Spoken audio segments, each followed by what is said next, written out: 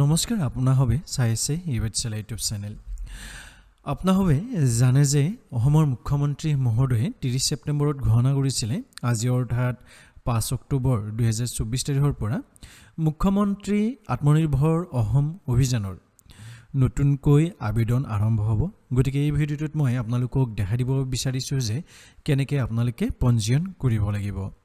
কিন্তু ভিডিওটোৰ আগলৈকে যোৱাৰ আগত যদিহে আপোনালোকে এতিয়ালৈকে ইউটিউব চেনেলটো সাবস্ক্ৰাইব কৰা নাই তেতিয়াহ'লে অনুগ্ৰহ কৰি আপোনালোকে ইউটিউব চেনেলটো সাবস্ক্ৰাইব কৰি ল'ব গতিকে এটা হকচোন আজি আমি মূল ভিডিওটো আৰম্ভ কৰোঁ এতিয়া চাওক যেতিয়াই আমি মুখ্যমন্ত্ৰী আত্মনিৰ্ভৰ অসম অভিযানৰ অফিচিয়েল ৱেবছাইটটোলৈকে আহো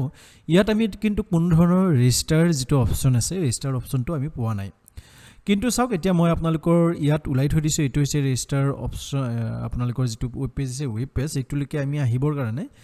CMAAA ৰেজিষ্ট্ৰেচন মাৰিলে আপোনালোকৰ এনেকৈ আহি যাব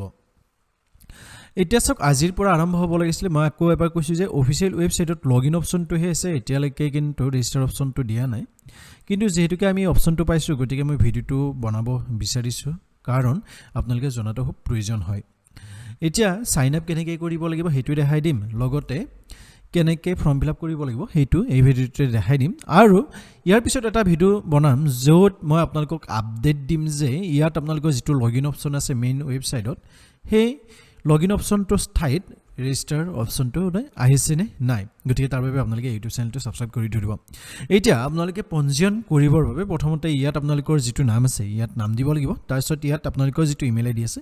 ইমেইল আইডি দিব লাগিব তাৰপিছত কন্টাক্ট নম্বৰ পাছৱৰ্ড দিব লাগিব পাছৱৰ্ডটো মনত থকা পাছৱৰ্ড এটা দিব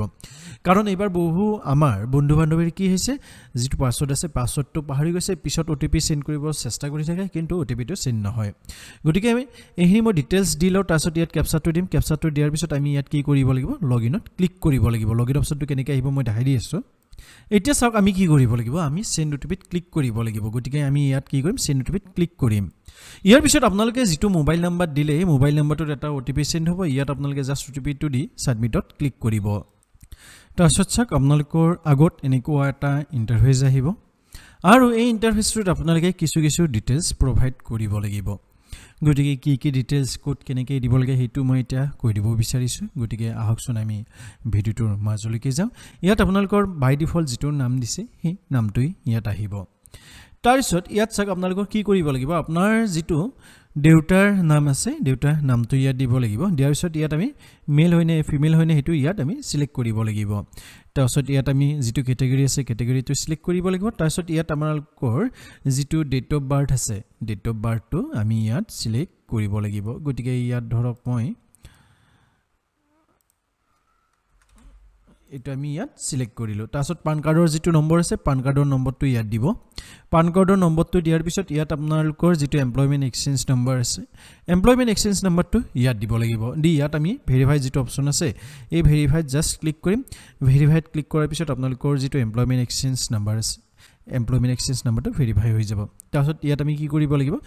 আমাৰ যেটো সেক্টৰ আছে সেক্টৰটো আমি ইয়াত সিলেক্ট কৰিব লাগিব ইয়াৰ পৰা আপোনালোকে যেটো সেক্টৰতে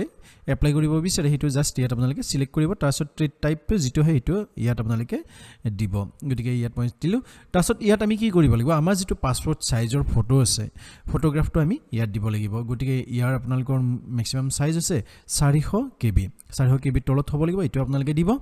দিয়াৰ পিছত আমি কি দিব লাগিব ইয়াত আমাৰ যেটো পাৰ্মানেন্ট এড্ৰেছ আছে পাৰ্মানেন্ট এড্ৰেছটো ইয়াত দিব লাগিব ইয়াত আমি পাৰ্মানেন্ট এড্ৰেছটো দিলো লাইন 1ত আপোনালোকৰ ভিলেজ নেম দিলে তাৰপিছত লাইন 2ত ধৰক আপোনালোকৰ পোষ্ট অফিচ নেম দিলে তাৰপিছত ইয়াত আপোনালোকে ডিস্ট্ৰিক্ট সিলেক্ট কৰিলে তাৰপিছত ইয়াত আপোনালোকৰ লেজিসলেটিভ এছেম্বলি সিলেক্ট কৰিলে তাৰপিছত আপোনালোকৰ সাব ডিভিজন তাৰপিছত ইয়াত আপোনালোকৰ ধৰক পিন কোডটো দিলে দিয়াৰ পিছত আমি দিব লাগিব এতিয়া আমাৰ যেটো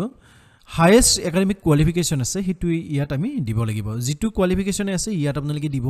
দি ইয়াত আপোনালোকৰ যিখিনি ডিটেইলছ সোধা হ'ব যেনে ধৰক মই ইয়াত পোষ্ট গ্ৰেজুৱেচনটো জাস্ট আপোনালোকক দেখাই দিছো ইয়াত মই কি দিব লাগিব ইয়াত মই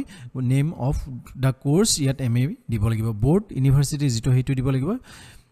কলেজ ইনষ্টিটিউশন ইয়াত আপোনালোকৰ কলেজ বা ইনষ্টিটিউচনৰ যেটো নাম আছে ইয়াত দিব লাগিব ডেট অফ পাছিং কিমান চনত পাছ কৰিছে ইয়াত দিব পাৰ্চেন্টেজটো ইয়াত দিব আৰু ডিভিজনটো ইয়াত আপোনালোকে দিব দিয়াৰ পিছত আমাৰ যেটো বেংকৰ ডিটেইলছ আছে বেংকৰ ডিটেইলছটো আমি ইয়াত দিব লাগিব অৰ্থাৎ bank account number IFC code name of the bank এই সকলবিলাক আমি ইয়াত সিলেক্ট কৰিব লাগিব সিলেক্ট কৰি ইয়াত আমি দুটা অপচন কৰিব পাৰো ইয়াত এটা আছে যে আই হিয়াৰ বাই এইটোত আমি টিক মাৰ্ক কৰিম কৰি কিনে আমি 7 নেক্সট কৰিব পাৰো বা সেভ এজ ড্ৰাফট কৰিব পাৰো তাছত 7 নেক্সট কৰিব 7 নেক্সট কৰাৰ পিছত আপোনালোকৰ যিখন ফৰ্ম আছে ফৰ্মখন সাবমিট হ'ব আৰু সাবমিট হোৱাৰ পিছত এখন একনলেজমেন্ট কাগজ পাব একনলেজমেন্ট কাগজখন আপোনালোকে প্ৰিন্ট আউট উলাই ৰাখি থৈ দিব এতিয়া চাওক ইয়াতো আপোনালোকৰ বহু ইম্পৰ্টেন্ট টপিক আছে যিবিলাক টপিক ওপৰত আমি আলোচনা কৰিব লাগিব ধৰক এলিজিবিলিটি ক্ৰাইটেৰিয়াৰ ওপৰত আমি আলোচনা কৰিম লগতে কোনবিলাকৰ পোৱাৰ চান্স বেছি আছে হেতু আলোচনা কৰিম লগতে আপোনালোকৰ যি প্ৰজেক্ট ৰিপৰ্ট আছে বা বিজনেস প্ল্যান আছে সকলোবিলাকৰ ওপৰতে আলোচনা কৰিম কাৰণ আপোনালোকে ইয়াত এপ্লাই কৰিলে নহব প্ৰজেক্ট ৰিপৰ্ট আৰু বিজনেস প্ল্যান বনাব লাগিব আৰু প্ৰজেক্ট ৰিপৰ্ট আৰু বিজনেস প্ল্যান আপোনালোকে আমাৰ জৰিয়তেও বনাব পাৰিব লিংক মই ডেসক্ৰিপশন বক্সত দি থৈ মোৰ হোৱাটছএপৰ লগতে মাসুলটো গম পাব গটিকে তাৰ বাবে আপোনালোকে গোটেই যি ভিডিওটো আছে ভিডিওটো চাব আহিব লগা ভিডিওবিলাকো চাব বনাবৰ কাৰণে প্ৰজেক্ট ৰিপৰ্ট আৰু বিজনেস প্ল্যান ডেসক্ৰিপশন বক্সত থকা হোৱাটছএপৰ জৰিয়তে আমাৰ লগত কন্টাক্ট কৰিব আকৌ এবাৰ কৈছো যে যেটো আমাৰ অফিচিয়েল ওয়েবসাইট আছে এই অফিচিয়েল ওয়েবসাইটটোত এতিয়ালৈকে ৰেজিষ্টাৰ্ড যেটো অপচন আছে ৰেজিষ্টাৰ্ড অপচনটো এতিয়ালৈকে অহা নাই যেতিয়া ৰেজিষ্টাৰ্ড অপচনটো আহিব হে ৰেজিষ্টাৰ অপচনটো আপোনালোকৰ ইয়াত এপ্লাই কৰিব পাৰিব ইয়াত যদি চাওক submission of application for chief minister Atmanirbhar Assam is closed ইয়াত ক্লোজ বুলি কি দিয়া হৈছে আপোনালোকৰ এতিয়ালৈকে ওপেন হোৱা নাই অৰ্থাৎ মই যেনেকৈ কোড দেখালো হেনেকৈ কৰিব লাগিব কিন্তু আমি যে ইয়াত কি কৰিলো CMAAA ৰেজিষ্ট্ৰেচনত গৈ কেনে যে কৰিলো এনেকৈ কৰিলে নহব অৰ্থাৎ ইয়াত যেটো ওয়েবসাইট আছে এই ওয়েবসাইটটোতে আপোনালোকে আহিব লাগিব অৰ্থাৎ এই ওয়েবসাইটটোলৈকে আহিব লাগিব যেটো লিংক মই ডেসক্ৰিপশন বক্সত দিম ইয়াত লগইনৰ ঠাইত ৰেজিষ্টাৰ যেটো অপচন আছে ৰেজিষ্টাৰ্ড অপচনটো আহিব আৰু এটা কথা কৈছো যে যদিও বা 5 তাৰিখ বুলি কৈছিলে কেতিয়াবা কি হয় এদিন দুই দিন আপোনালোকৰ পলম হৈ যায় আপোনালোকে জানে যে এদিন দুই দিন কেতিয়াবা পলম হৈ যায় গটিকে যেতিয়াই আপোনালোকৰ যেটো মেইন ওয়েবসাইটত ওপেন হ'ব তেতিয়াই মই আপোনালোকক আকৌ এবাৰ ভিডিও বনাই কেনে ইনফৰমেশনটো দি দিম কিন্তু আপোনালোকৰ যেটো পঞ্জীয়নৰ প্ৰক্ৰিয়া আছে পঞ্জীয়নৰ প্ৰক্ৰিয়াটো এনেকুৱাই হয় বা এনেকুৱাই হ'ব গতিকে এই ভিডিওটো লাইক কৰিব শেয়াৰ কৰিব সাবস্ক্ৰাইব কৰিব কাৰণ যেতিয়াই মূল ভিডিওটো আহিব বা মূল যেটো ৰেজিষ্টাৰ অপচন আছে সেই ৰেজিষ্টাৰ অপচনটো আহিব আৰু মূল ভিডিওটো আপোনালোকৰ বাবে আনা হ'ব তেতিয়া আপোনালোকে সকলোবিলাক আপডেট পাব আৰু কেতিয়া পাব যদি হে আপোনালোকে ইউটিউব চেনেলটো সাবস্ক্ৰাইব কৰি থৈ দিয়ে